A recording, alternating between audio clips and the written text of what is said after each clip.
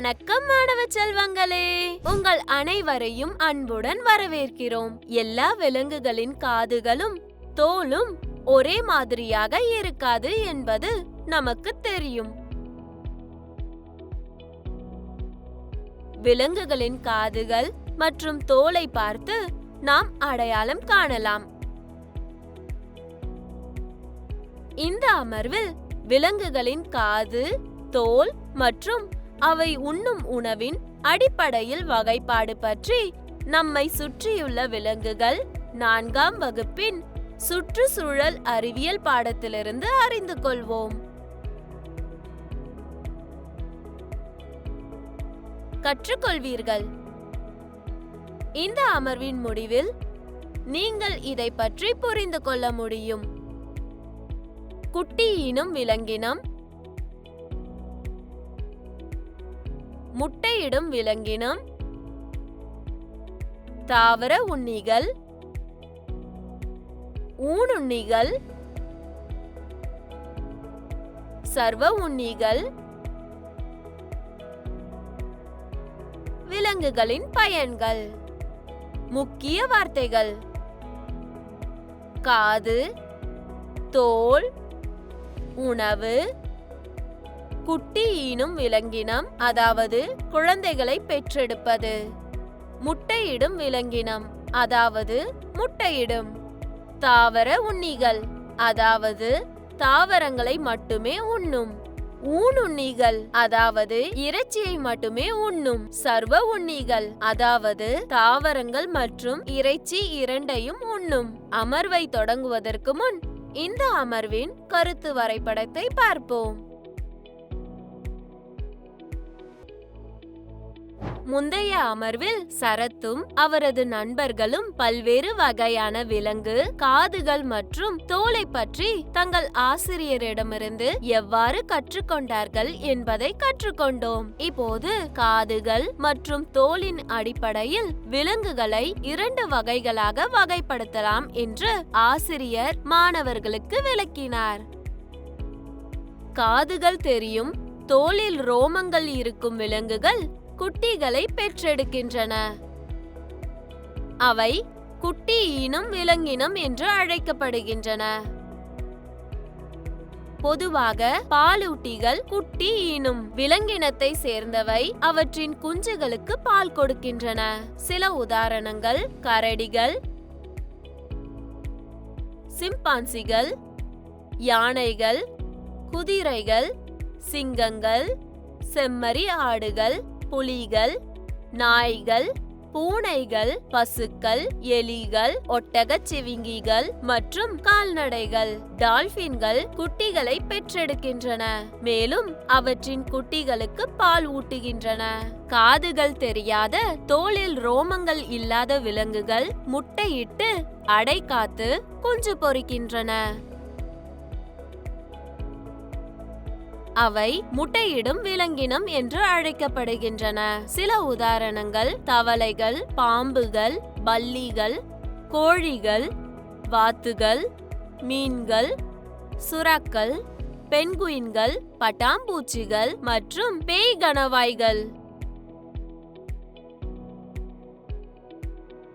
விலங்குகள் அவை உண்ணும் உணவின் அடிப்படையில் 3 வகைகளாக வகைப்படுத்தப்படுகின்றன என்பதையும் ஆசிரியர் அவர்களுக்கு விளக்கினார். எல்லா விலங்குகளும் ஒரே மாதிரியான உணவை உண்பதில்லை. சில விலங்கு தாவரங்களை மட்டுமே சாப்பிடும், சிலது இறைச்சியை சாப்பிடும் மற்றும் சில விலங்குகள் இறைச்சியையும் தாவரங்களையும் சாப்பிடும். விலங்குகளின் வாய் மற்றும் கை கால்கள் அவை உண்ணும் உணவின் வகையை பொறுத்து வடிவமைக்கப்படுகின்றன. தாவர உண்ணிகள் தாவரங்கள் அல்லது தாவர பொருட்களை மட்டுமே உண்கின்றன. அவை கூர்மையான, வெட்டும் மற்றும் வலுவான அரைக்கும் பற்களை கொண்டுள்ளன. தாவர உண்ணிகளின் சில எடுத்துக்காட்டுகள்: எருமை, ஆடு, வரிக்குதிரை, மான் மற்றும் குதிரை.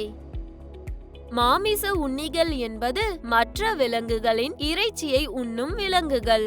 அவை நீண்ட கூர்மையான பற்களை கொண்டுள்ளன. சில உதாரணங்கள்: சிங்கம், புலி, ஓநாய், நரி, சுறா, சிறுத்தை, கழுதை புலி, துருவ கரடி.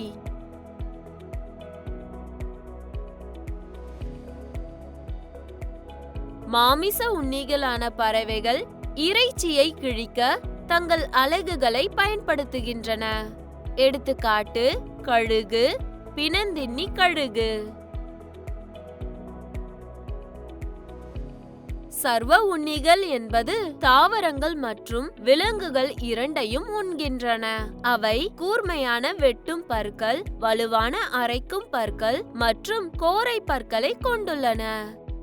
சில உதாரணங்கள்: கரடிகள், காகங்கள், நாய்கள், பன்றிகள் மற்றும் கொக்குகள். மனிதர்கள் தங்கள் உணவு பழக்க வழக்கங்களால் சர்வ உண்ணிகளாக உள்ளனர். விலங்குகள் நமக்கு பல வழிகளில் பயனுள்ளதாக இருக்கின்றன. விலங்குகள் நமக்கு உணவு தருகின்றன.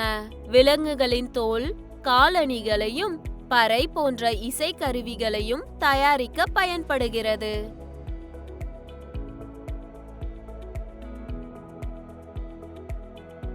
கம்பளி துணிகள் விலங்குகளின் முடியால் ஆனவை. நாய்கள் போன்ற விலங்குகள் வீட்டை காக்க உதவுகின்றன. விவசாய வேலைகளில் விலங்குகள் பயன்படுத்தப்படுகின்றன. விலங்குகள் பொருட்களை கொண்டு செல்வதிலும் நமக்கு உதவுகின்றன. நினைவில் வைத்துக் கொள்ளுங்கள். காதுகள் தெரியும்படி தோலில் ரோமங்கள் இருக்கும் விலங்குகள் குட்டிகளை பெற்றெடுக்கின்றன. அவை குட்டி ஈனும் விலங்கினம் என்று அழைக்கப்படுகின்றன. காதுகள் தெரியாத, தோலில் ரோமங்கள் இல்லாத விலங்குகள் முட்டையிட்டு அடை காத்து குஞ்சு பொரிக்கும். அவை முட்டையிடும் விலங்கினம் என்று அழைக்கப்படுகின்றன. தாவர உண்ணிகள் என்பது தாவரங்கள் அல்லது தாவர பொருட்களை மட்டுமே உண்கின்றன. மாமிச உண்ணிகள் என்பது மற்ற விலங்குகளின் இறைச்சியை உண்ணும் விலங்குகள். சர்வ உண்ணிகள் என்பது தாவரங்கள் மற்றும் விலங்குகள் இரண்டையும் உண்கின்றன. மாணவர் அறிவு மதிப்பீடு. பின்வருவனவற்றுக்கு விடையளிக்கவும். கேள்வி 1.